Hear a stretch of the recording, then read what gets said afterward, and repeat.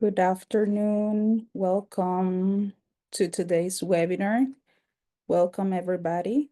Can we wait for maybe 1 minute or some seconds? We have to wait for students to join to our session today.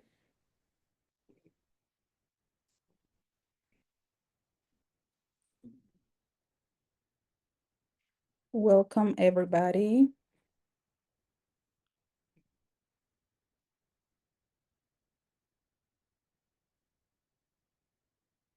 Welcome to today's webinar. So the title for today's webinar is How Your Athletic Skills Can Open Doors to an American University with Education USA and NAIA. Good afternoon, everybody. Thank you for joining us today. We are excited to have you here for this informative session brought to you by the Education USA Advising Center in Central America in collaboration with the National Association of Intercollegiate Athletics, NAIA. First of all, I'm going to give you information about the agenda that we prepared for you today. First of all, I'm going to give you a short information about what is Education USA, and then we will have our special guest, some representatives from NAIA, and they will be talking about how your athletic skills can open doors to an American university. Education USA, it's a Department of State network of over 430 international students advising centers in more than 175 countries and territories. Our mission is to promote U.S. higher education to students around the world by offering accurate, comprehensive, and current information about opportunities to study in institutions in the United States. So if you want to know in your country where a center is located, so you can scan this QR code and find your location. Remember that you can find in different countries if you are from Nicaragua or Guatemala or any part of Central America or any part of the world, so you can scan and find the location of the nearest advising center. Uh, in this Education USA Advising Center, so we can provide guidance on various aspects of studying in the U.S. Remember that we have different services, so we give information about undergraduate programs, graduate studies, summer programs, intensive language program. Also, we give informative session, one-on-one advising sessions too. We give information about the scholarships. We prepare workshops and also some educational fairs. Remember that we can support students. We provide free guidance on various aspects. For example, searching information, understanding the admission process, and also standardized test requirements, exploring financial aid options, also navigating the student visa process, and prepare students to depart to the United States.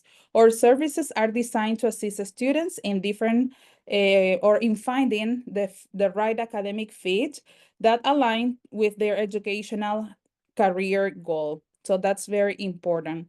So today we are going to learn a little bit about NAIA. So now let's turn our attention to the National Association of Intercollegiate Athletics, established in 1940. So the NAIA is a college athletic association for colleges and universities in North America that emphasize the integration of athletics and academics, providing students, athletes with a well-rounded collegiate experience through athletics, scholarships, and a commitment to character driven leadership. The NAIA supports students in achieving their academic and athletic aspirations.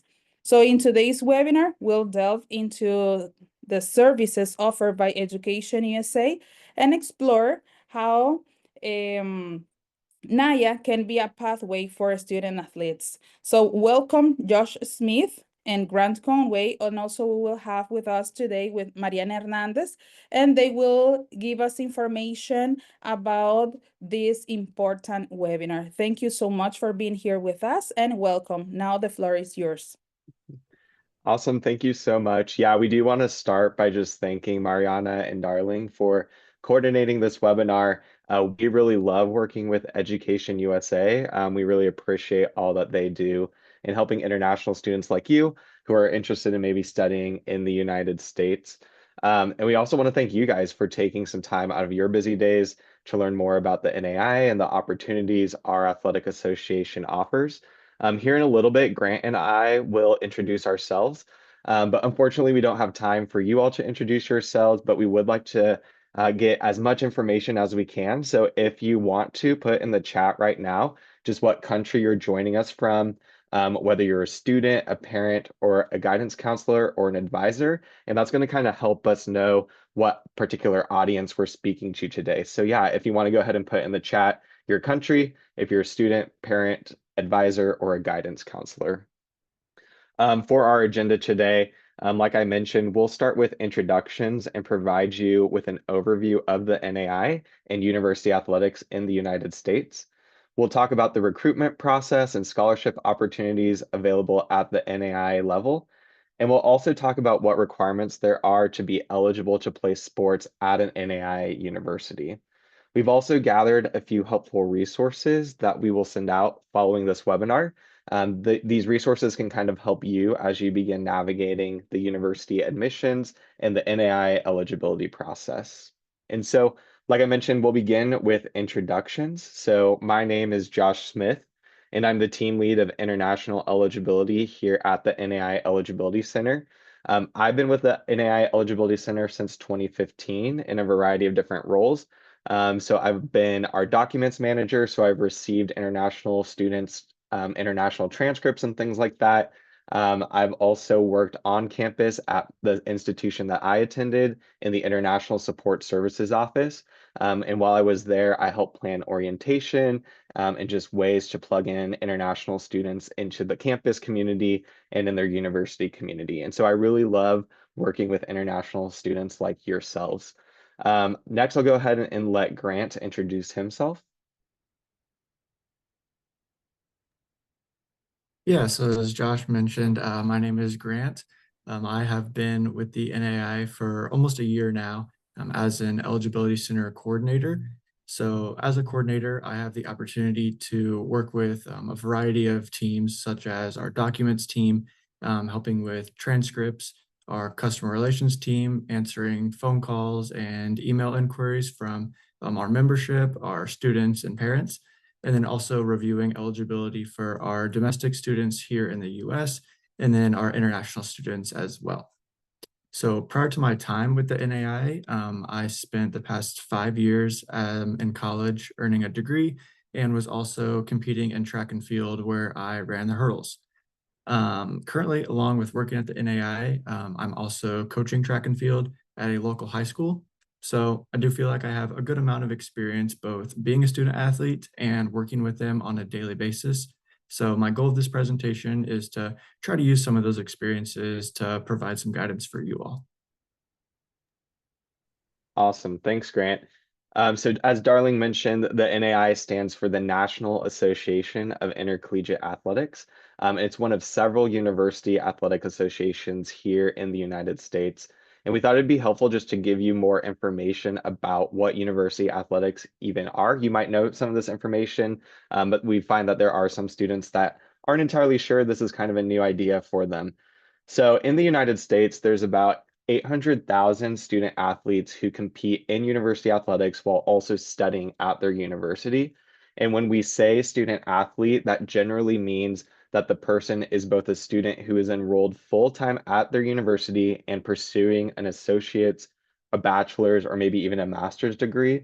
But it also means that they're an athlete and they compete on a team that is administered by the university. It also represents the university in competition against other universities here in the US. We think it's really important to note that athletics is really just an extension of academics when you're a student athlete. So that means you'll notice that it's student athletes. So student is kind of the first concept, and then you're an athlete. And so basically how you're doing as a student really affects whether or not you can participate in university athletics. So we think it's just really important to highlight that you are a student first, and it's a way for you to earn a degree. Participating in athletics is kind of that opportunity for you to earn a degree.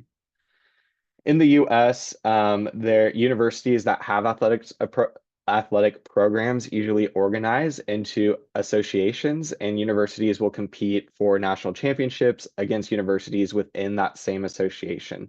And so there are several associations in the US, but today we want to talk about our association, the NAI, and who we are and kind of what makes our association unique. And so we would say there's essentially two things that really set us apart compared to other athletics associations here in the United States. So first of all, our focus is really on smaller universities in the United States. And we'll talk more about what that might mean for you as an international student, how we're defining smaller universities, and then why a smaller university might be a great choice for you as an international student. The second thing that kind of sets the NAI apart is that we are a character-driven athletics association. So we want to really help students develop the values and skills that they'll need to be leaders during their time at the university, but also after they graduate. And so we want you to be successful even after graduation when you start your careers, maybe if you start a family, maybe just to be a good citizen or participant in your community. And so the way that we do that is we have a character development programs that are really just built into our athletics departments and our championship events. So throughout the year, we might recognize students, coaches, athletic programs, even entire universities that exhibit what we call the champions of character core values. And those are what are listed here. So we are really trying to instill in our student athletes the values of integrity, respect, responsibility, sportsmanship, and servant leadership. So not only is it possible for you to earn a degree, play a sport you love, but here are some skills that we want to also provide you and help you grow in so that you can be successful even after your time in the United States studying. To kind of show what the experience in the NAI is like, we just wanted to share with you this quick video that just kind of highlights the NAI.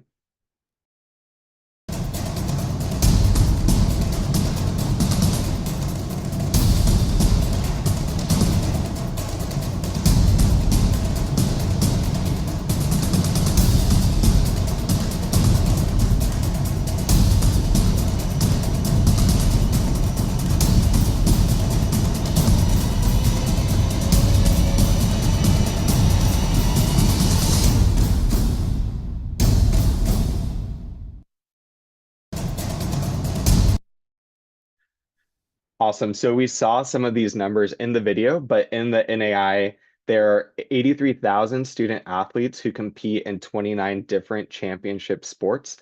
We have 250 member universities that are spread across the United States with a handful of universities. I think there's 3 Canadian institutions as well.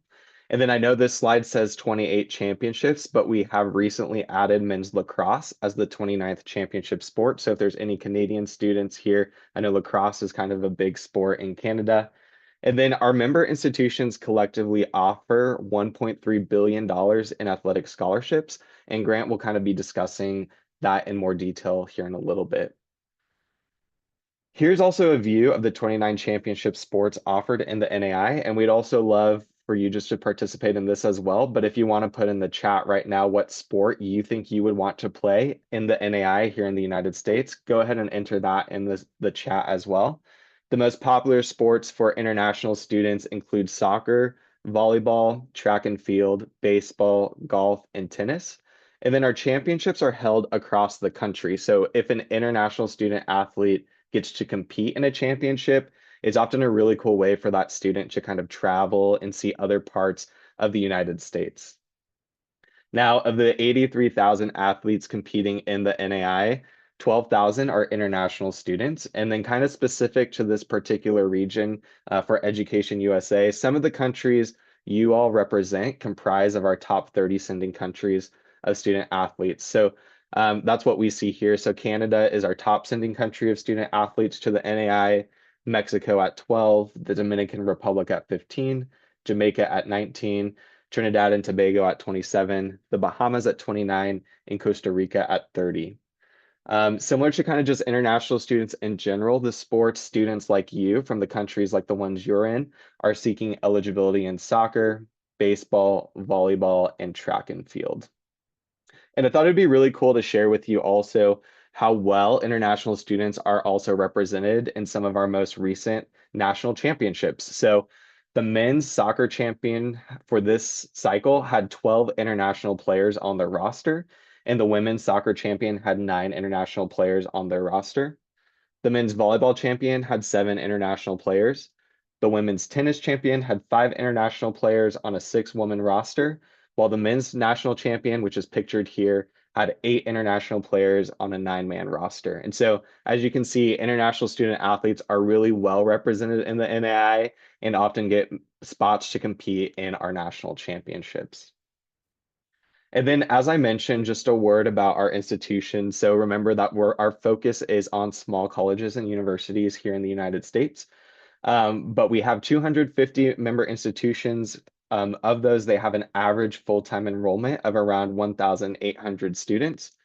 A majority of our institutions are private and faith-based and offer an average of 18 sports. The average number of student athletes at each institution is around 346, but there are also some institutions in which up to 90% of their student body are also student athletes. So that kind of differs based on the institution, but truly what we see is the enrollment size and the percentage of student athletes at each institution is just like a huge advantage for, especially for international students. So our smallest campuses often lead to smaller class sizes. You're able to know your professors, meet with them one-on-one. You'll be able to know and meet your administrative staff and just other students on a more personal level. What this really means is you're able to kind of build that support network across these really key groups, and that's going to be really big and really important for your academic success. Because a pretty significant percentage of the student body at NAIA institutions are often athletes, international students do find almost an immediate source of community through their team and even their athletic program. And so as you are potentially thinking of what type of institution do I want to attend in the United States, we would encourage you to consider the advantages that small universities might provide you. As just to kind of like summarize that point, we see that international students can more quickly build the key stakeholder support networks that they need to be academically successful during their time here in the US. So now that we kind of know that information, I'm going to go ahead and turn it over to Grant. As Grant mentioned, he was a former student athlete himself, and so he's going to be sharing some tips on recruitment and providing some scholarship information. If you think that a small college or university might be really beneficial for you, I'd really encourage you to take some notes, especially during this part, because this is kind of like your next steps after you have kind of made that decision of, I do think I want to attend a small university. Awesome. Thank you, Josh. Yeah, so one thing that can be helpful early on in the recruitment process for all of you as students is to just make a list of schools that interest you. So this can be this was something that I also did during my own recruitment process, and I feel like it can be pretty beneficial. So once I thought about what I was looking for at school, I then made a list of schools based on which ones met all of the requirements I had. So I think that is something similar that I would encourage all of you to do as well. And as you're thinking about some of these maybe different requirements you had, I'm just going to provide you a short list here of a few things to think about and consider. So the first is just the enrollment size. And as Josh had previously mentioned, we are the experts in the business of small college athletics. So this means that most of our NAIA schools have enrollments that fall within 1,000 to 3,000 students on average, but there are a handful that do exceed over 5,000 in enrollment. And then there are a few that even have just under 1,000 students. So overall, there are NAIA schools of all different sizes. So no matter what you're looking for, if you want that kind of bigger school or a really small school, you'll be able to find whichever one that fits your needs. The next thing is to just consider schools that are located in bigger cities and smaller cities.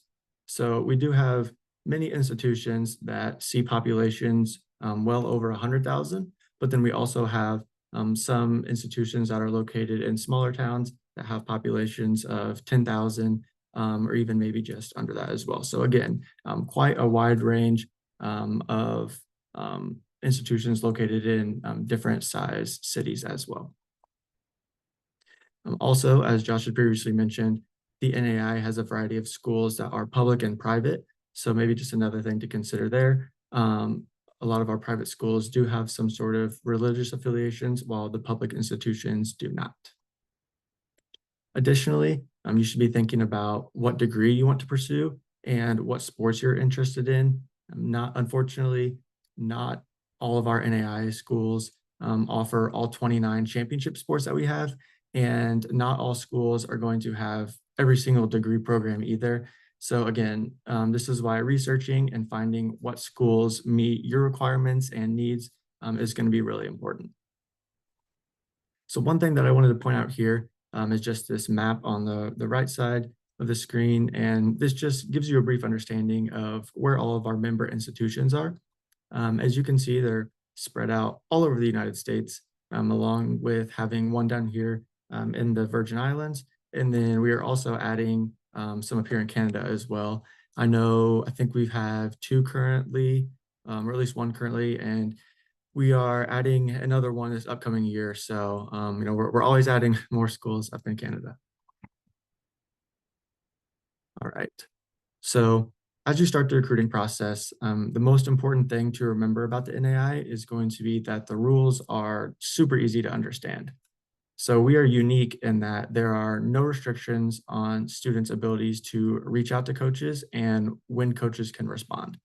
So what this means is that if you want to start reaching out to coaches during your first or second year of high school or secondary school, that's perfectly fine. Or if you want to wait and do it that third and fourth year, again, that is perfectly okay too. And there's also no limit to the number of times students and coaches can contact each other. So just keep that in mind as well. There are also many different ways students and coaches can communicate. And we do not have, again, restrictions on any of that as well. So some ways this can be done is through email. You can pick up the phone and call if you're comfortable. You can text, you can send a message on social media, just a variety of different ways overall.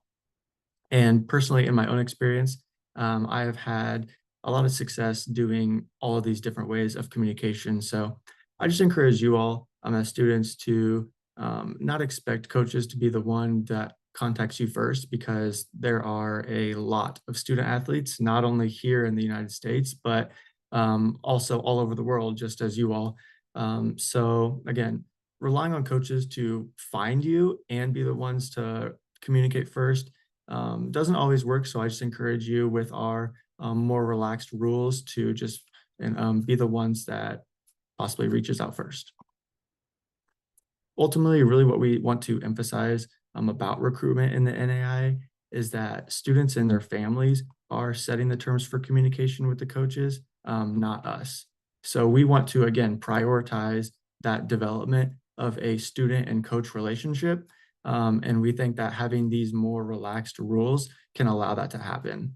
The NAI believes that it is important to develop these relationships, and especially during recruitment, because then it will translate to a better on-campus experience for both you as the athlete and the coach. So the sooner you can develop this good working relationship during recruitment, and hopefully that will just translate to your time on campus, and you and your coach will have that great relationship. Another thing that we want to emphasize that can be helpful during this stage of recruitment is to go ahead and register and create a profile with us on Play NAIA, which Josh will go more into depth on later. But as students are becoming more serious about attending an NAIA school, creating a profile can be beneficial for the coaches and the athletes. We do see a lot of international students waiting until the last minute to create a profile, which can ultimately create a delay in receiving their eligibility decision. It usually takes students actually getting on campus and having the coach tell them, hey, you need to get this task done for it to actually get completed. And it does take about 12 business days on average for us to complete international students' eligibility decisions. So just the sooner you can get registered, the better chance you have of competing as soon as possible. Registering early on can also provide you some benefit during the recruitment process because coaches are going to appreciate that you're doing it on your own and you're not waiting until you get onto campus and having them tell you to do it. This can also allow coaches to help you answer any questions and really just guide you through completing the necessary tasks that you'll have in creating your profile. So again, overall, it's just going to speed up the process if you can start creating a profile and play NAIA sooner rather than later. Okay. All right. So learning from my own experiences, I've created a short list of helpful tips here that I think can be beneficial for first-time student athletes to consider about the recruitment process. And the first, as I previously mentioned, is to just start researching schools and make a list of the ones that you're interested in. I'm using a few of those recommendations that I said earlier, things like enrollment size. Are you interested in a student population that's going to be bigger or smaller? Are you interested in living in a place that's a bigger city or a smaller city? What places have your degree that you might want to pursue, and which sport or which schools have the sport or sports that you want to participate in, things like that. And then once you narrow down that list, go ahead and start researching the school, start researching the coaches at that school, and maybe even the athletes as well. And so this is where I would encourage you to just look up the school's athletic website, and you will be able to find a lot of information on there about, again, the coaches, the athletes, and just what sports they offer and things like that. I would encourage you to, look at the coaches' bios on there. They will have, just a section of information about the coaches. You can see maybe they're, a pretty successful coach, and it'll say on there maybe some of the athletes they've coached and some of the successes they've had. If they've coached any championship teams, if they have like a good history of winning, or maybe they're a young coach and they just started, and it'll have a little bit of information on where they were prior, things like that. And so as an athlete, I feel like that's pretty important. You want to know about your coach, and so that's a way you can discover more about them. On the athletic website for one of our member institutions, you can also check out the rosters for who's currently on the team. So again, this was something that I did, and I found it useful as in my sport, I was able to get on and look at people who were in my position in my event. And so this may be helpful for some of you. If you're a soccer player, for instance, and you're looking to be a goalie, but then you look at a school and they already have 5 goalies on the team, you may think, well, I don't know if I want to go to a school where there's already 5 goalies. Like maybe I'm going to look somewhere where they only have a few. Might give me a better chance to beat 3 people out for a spot than try to beat 5 people out for a spot. So again, just something to consider as part of your research. But as you are creating this list of schools, I do encourage you to make a physical list and start adding coaches' names. And then next to their names, you can start adding their email and their phone number, which again can be found on the school's athletic website. And that is all public knowledge and is for you guys to know and have. So I encourage you just to make lists like that, and it'll just help you keep yourself organized. As you do start to reach out to coaches, though, I do want to emphasize this. Do not simply just copy and paste the same message to each coach, or do not just copy all the coaches in the same message. This is where you can use some of that research that you've done and make your message specific to that coach and that university. And this will really make an impact on them as well. It'll show them that you've taken the time to do the research about their school and about their program. It'll really just help you stand out. So again, remember, you can contact coaches in a variety of different ways. And one thing I do want to make one more note is that on social media, if you decide to do that, regardless if you're going to use it or not, I just want to encourage you to use your social media as a recruiting platform. In your bio, maybe on Instagram, put what position you play, maybe some stats about yourself, a link to a highlight video if you have one, and then make posts about some of your athletic accomplishments and stuff like that. Because again, as coaches might be looking up people on the internet, if your social media profile comes up and they click on it, that could be a whole page where they get to learn a lot about you as an athlete. And instead of you having to maybe send an email, if they happen to find you first and they find your social media page and can have everything about you athletically right there, that would be pretty beneficial to them. So I know this was kind of a lot of information about recruiting, but overall, I think the main things I want to point out is just to do some research and make a list of schools that you're interested in, gather coaches' contact information, and then as you're reaching out, just make yourself stand out and don't be afraid to be the one that reaches out to the coach first. Okay, so as we do transition to scholarships now, when it comes to earning a scholarship at an NAIA institution, I do want to point out that we do not handle scholarships here at the NAIA Eligibility Center at our national office. We do not handle that. That is all the colleges and universities doing that on their campuses. So regardless of if you're being given an academic scholarship or an athletic scholarship, or really just any other aid at all, the school is going to combine this together, and that will be the total financial aid package that the student gets offered by the coach and the school. So adding on to that, yes, students can earn multiple types of scholarships, and there are many academic ones that can be applied for. I do know that some schools, they even have some international specific scholarships. So whenever you are talking to coaches, I would encourage you to just ask about the different scholarship opportunities that there are. Students do often wonder if they can participate in more than one sport and receive a scholarship for both. And the answer to that is yes. You can play more than one sport and you can receive a scholarship for both. However, I do want to point out that a common thing students don't always realize is that even in cases where you are playing more than one sport, not every student is guaranteed to have a full scholarship that covers the entire cost of their college expenses. So from my own experiences, I have talked with a lot of student athletes who do think this, and that they're automatically going to get a full scholarship that covers the entire cost of college.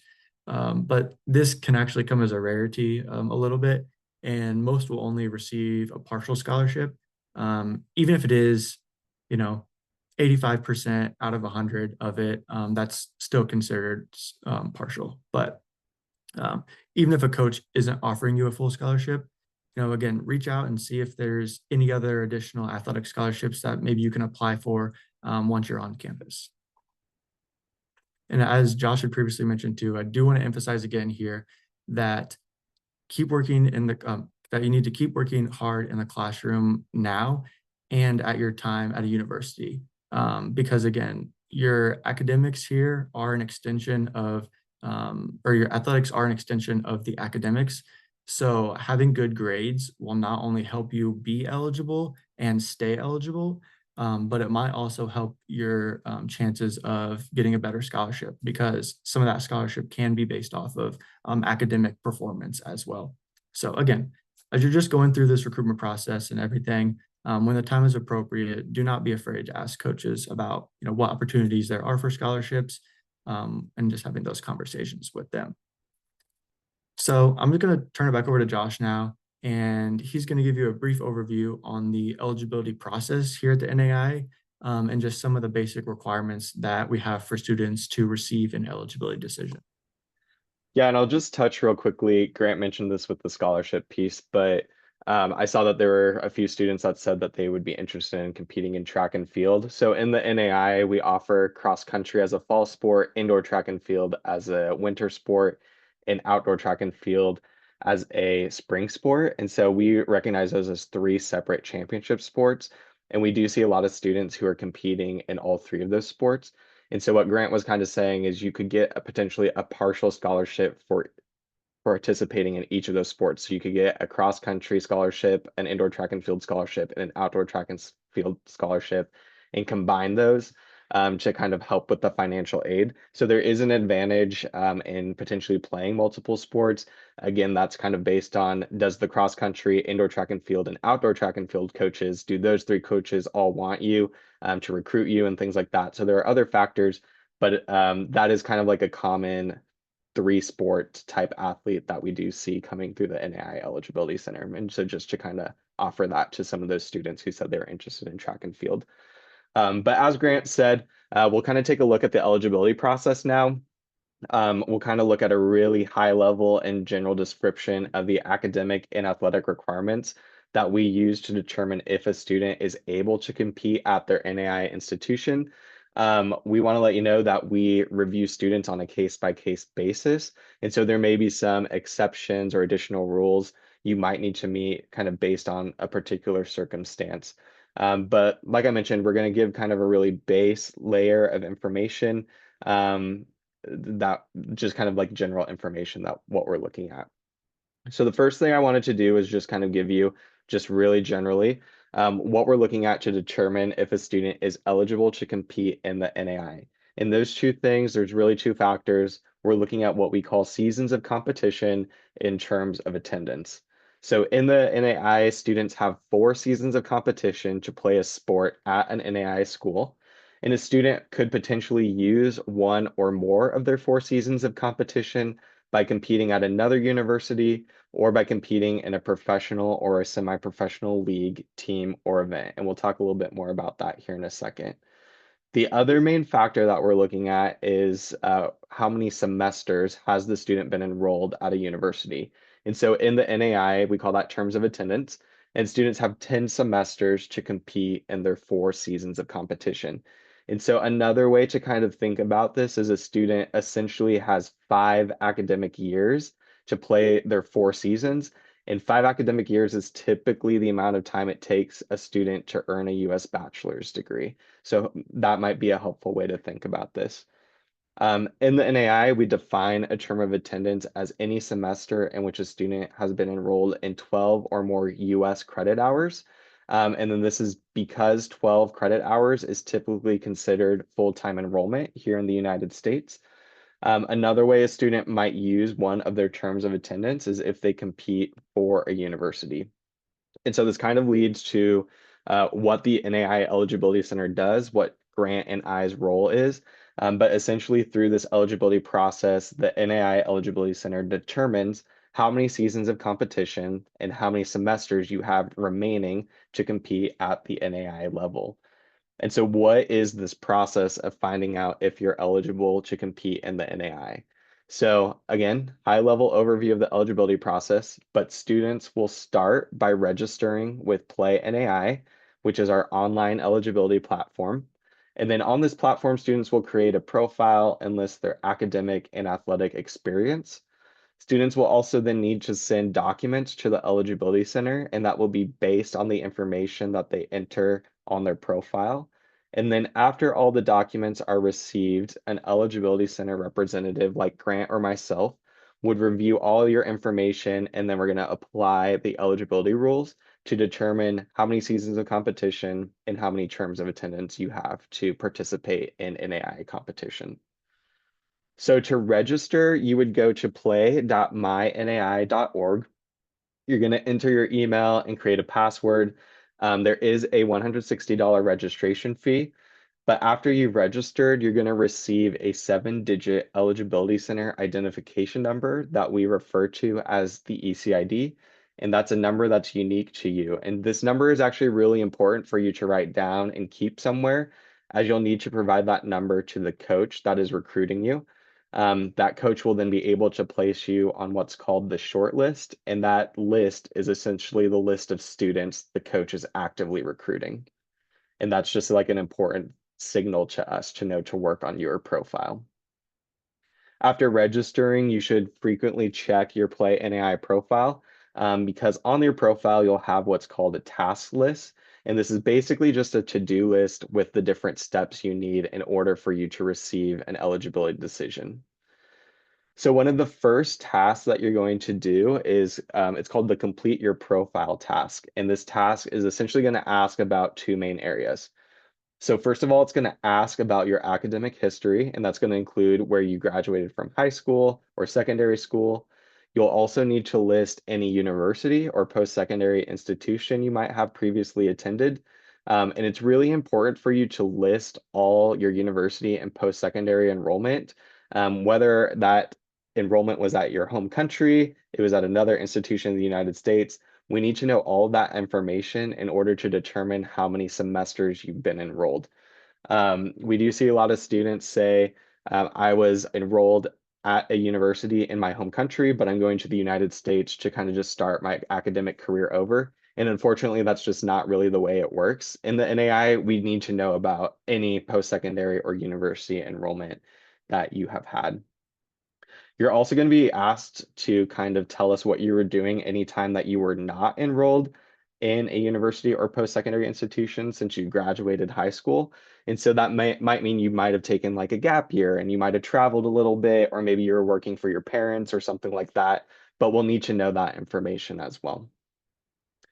The second kind of section that our profile will ask you about is just providing all of your athletic history.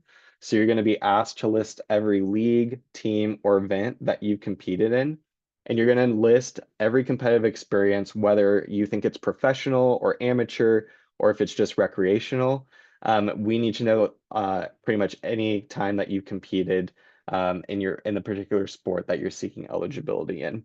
And I think Grant had a really great kind of comment about listing all of your athletic history. And so I'll let him just tag in here real quick. Yeah.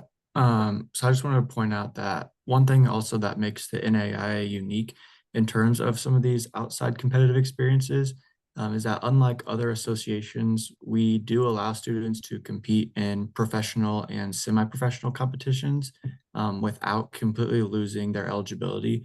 So there are other associations here in the United States where if a student does compete in professional competition, they immediately lose all of their eligibility.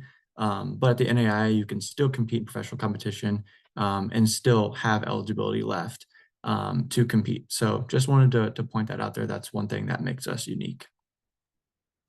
Awesome. The other thing that we would ask is when you're listing your competitive experiences to provide an email contact, simply because of the league director, maybe your coach, things like that. Simply because if we need to reach out and get some more information, email is the best way for us to contact them just due to time differences and language barriers and things like that. So after a student completes their profile, you might receive some additional tasks on your profile. Probably the most common one is you're going to be asked to submit your academic records. And so all international academic records have to be submitted through our in-house credential evaluation company called NCRED. And so I just wanted to put here real quick the different types of evaluations that NCRED offers.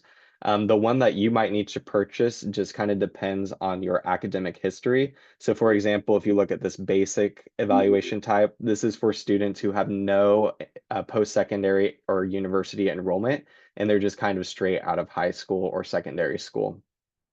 I'll note too that a lot of NAI institutions use these NCRED evaluations for admissions as well as eligibility. So rather than you sending your documents to multiple places, you can typically just send them through NCRED, and NCRED will send them to the institution you're trying to be admitted at, and they'll also send it to the eligibility center so we can process your eligibility. The last thing I'll highlight with NCRED is it's all electronic upload. So you're just going to be asked to upload your official like leaving certificate or whatever it might be. And even if you don't submit the correct document the first time, or if there's more documentation that's needed, you can always just electronically upload more documents to NCRED rather than having to mail it to multiple places in the United States. So that's just a cost-saving process that we offer. After you registered for Plan AI, completed your profile, and then submitted your documents through NCRED, The Eligibility Center will then review all of that information to determine how many of the 4 seasons of competition you have to compete and how many of the 10 semester terms of attendance you have remaining. And so this is, again, just a really high level of the academic requirements that we're looking at the NAIA Eligibility Center. But here on the left is just kind of more of our, you have no university or post-secondary enrollment. This is what we're looking for. So we're looking for you to either have a 2.3 or higher GPA on the 4.0 US scale. And I'll talk a little bit more about how we convert that here in a second. If you don't have a 2.3, then you'll need to meet 2 of the 3 following requirements here. So you'll have to have a 2.0, again, on the 4.0 US scale. You'll have to graduate in the top 50% of your class, and we confirm that with a letter from your principal or headmaster. And then you might have to have a qualifying ACT or SAT test score with an 18 on the ACT and a 970 on the SAT. If you do have university enrollment, in general, the rules are that you need to have passed 24 credit hours in your academic year, your most recent academic year. In some instances, you might need to have a 2.0 post-secondary GPA. And then if you have utilized one of your 4 seasons of competition at a prior institution, or maybe by competing in a professional league or something like that, you would have to have earned 24 credit hours for every season of competition that you have utilized. Again, we review this on a student by student basis. So one student might have to meet slightly different requirements than another student, just kind of depending on their academic timeline. I just want to re-emphasize that, just keeping in mind that athletics is really just an extension of your academics. And so there are ongoing academic requirements that you have to meet that are similar to what's in this right box over here, even after you get eligibility from the NAIA Eligibility Center. So while you're on your NAIA campus, there are still academic requirements that you have to meet. And all of those academic requirements are really doing is making sure that you graduate on time, because again, you're a student first, and then you're an athlete second. So Grant, if you want to go to the next slide. We're just going to describe some helpful resources that we're going to provide to you all. We'll give you the slide deck, but then we'll send some additional documents that are just helpful for you to navigate this eligibility and admissions process. Yeah, so the first one here is just what we're calling our interactive member map.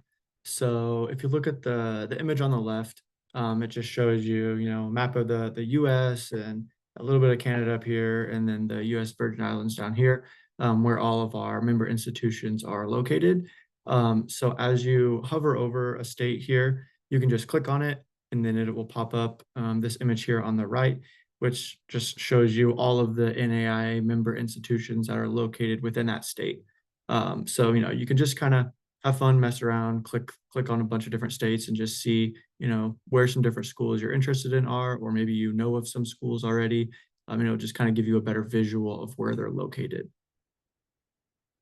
The next one is our NAIA school search tool. This kind of supplements what I presented on earlier in helping you find the right schools that, might meet some of the requirements you have. There's filters for different categories.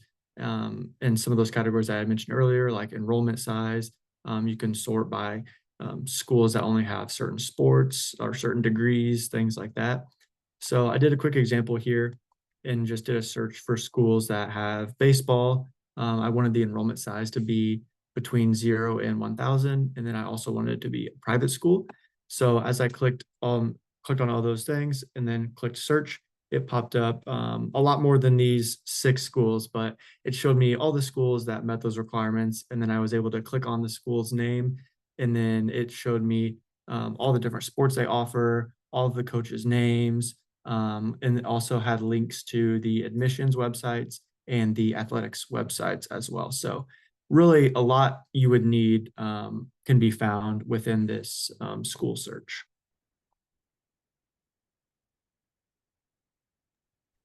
And then this is just, we call it the guide for the international student athlete. It actually covers a lot of the information that we're discussing in this presentation, but this is just a helpful kind of, here are some of the basic eligibility rules. here's how you kind of go about the registration process and things like that. So this is just a helpful reference guide for you as you're navigating that process.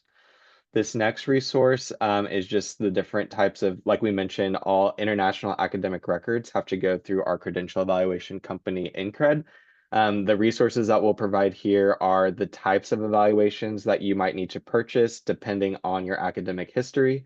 And then there's also a step-by-step guide we'll provide you for how to order and upload your records for your evaluation.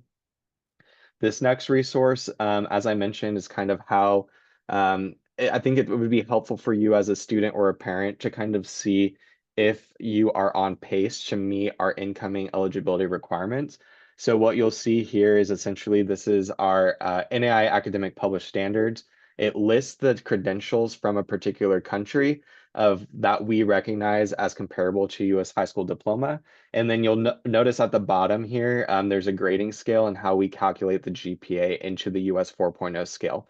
So if you need a 2.3 GPA to be automatically eligible as a freshman, an incoming freshman, this information will be helpful to see if your student or you are on pace to meet that requirement.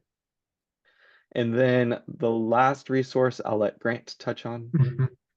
Yeah, so this is just something that we've kind of created. It's just a to-do list or a task list, whatever you want to call it, to just help guide you through the process of registering with Play NAI and also registering with NCRED.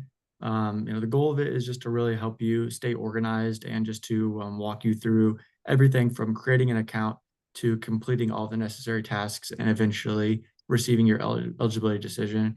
So as you guys are sent some of these resources, you should be able to just download this and have it yourself so you can make your own copy and keep track of things yourself. And it also, can I just ahead. touch real quick? It corresponds with like how this presentation is outlined. So you'll notice the header is related to like this presentation. So you'll have the slide deck and then you'll have this to-do list to kind of help you walk through that. Yep.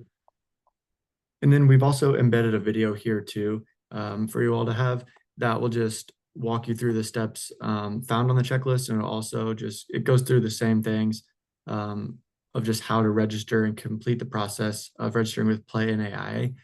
So that can just be a good like visual tool that you can play the video and pause it and just go step by step to make sure that you're doing all of the right things to complete the profile as necessary. Yeah, awesome. Well, that's all that we have for you guys. I believe Darling and Mariana will be opening it up for questions now. We're happy to answer any questions that we can. And again, you'll be getting all these resources and this PowerPoint presentation sent to you. Yes, thank you. We did receive some questions. So the first one, it says, is this scholarship solely and specifically for athletes? Yeah, so the scholarships we're referring to today would be for students participating in NAIA intercollegiate athletics. To kind of Grant's point is athletic scholarships usually don't cover the full cost of attendance at a US university. And so Grant was referring to you should sometimes like try to create a package where you're getting academic scholarships, athletic scholarships, and then some institutions really do want to internationalize their campus. So they might be offering scholarships specific to a particular country or a region or things like that. So kind of packaging that all together into a bigger financial aid package. And again, this can be a question that you ask a coach maybe as you're being recruited to their school, and just ask them what opportunities there are for scholarships, and just see more of that, because again, that's something the schools handle themselves. So that would just be more of a question for them. Thank you. Then where can I start looking for these coaches? Like maybe you can give a little bit more info where they can start looking, maybe. Yeah. So I think some of the tools and some of the helpful documents that we kind of went through, where we have that we'll have links to for them, is we have a school search tool where they can, again, plug in maybe some different things they're looking for in a school, and it will populate NAIA schools that meet those requirements, and then they can, click into those, and it will show them all the different sports they offer and some of the coaches' names, and just links to like the athletics website, the admissions page. But if they also just want to start very brief, I would encourage you just to maybe just Google NAI member institutions, and it'll give you a whole list. You can just kind of start doing your own research based on what you're interested in, and just see what's out there. Then here it says, is the in-credit fee in addition to the application fee? Yeah, so those are two separate fees. So there's the NAI, Play NAI registration fee, and then there's the in-credit evaluation fee. The in-credit evaluation is like competitively priced, so it will be lower than like West, for example. And like I mentioned, a lot of NAI institutions accept it for admissions purposes as well. So an in-credit evaluation can help you with multiple processes as you're trying to come and study in the United States. And then what is the earliest that a student can apply to the NAIA? Yeah, so students can start registering pretty early. Unfortunately, we cannot process eligibility for international students until they complete secondary school or high school. And then even then we can only start kind of like making those decisions May 1st of the like before the academic year starts. So we in the US we run on a fall spring academic calendar. And so May 1st is when we start kind of handling eligibility for the upcoming academic year.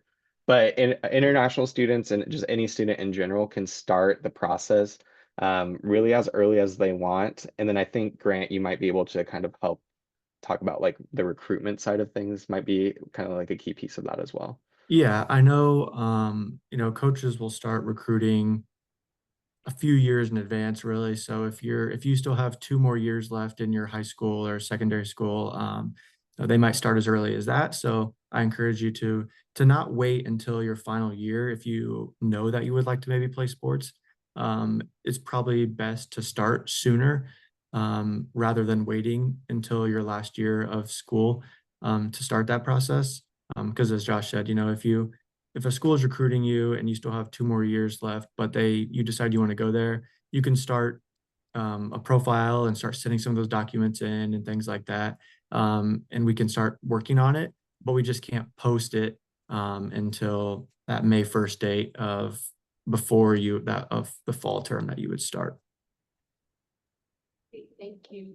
I would like to add that, for example, Education USA has like a 12 or 18 months timeline. Like you start 12 months before you want to go to the US. So I think maybe you could also use this as a reference. But like Grant said, with sports, it's the earlier you could start, the better. I think it can give you enough time to find a school. And then I have another question. It says, where can I find the recruitment times for track and field? I do know that not all institutions have this, but if you just look up,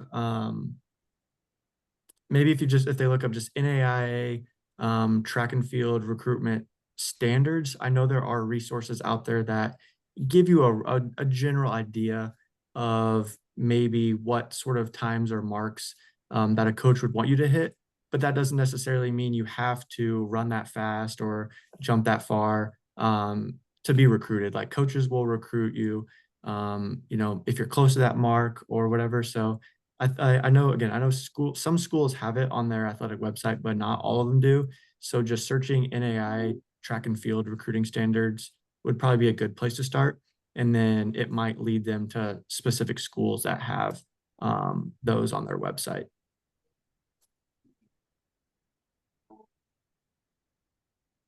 I had one question, and this one is kind of mine, because you said something about the athletic history, and I want to know if everything counts, because here, for example, in Guatemala, we have like an association, and I have students who are part of this association, but I want to know if this counts, like if this is relevant, even if it's not within the United States, for example, or yeah.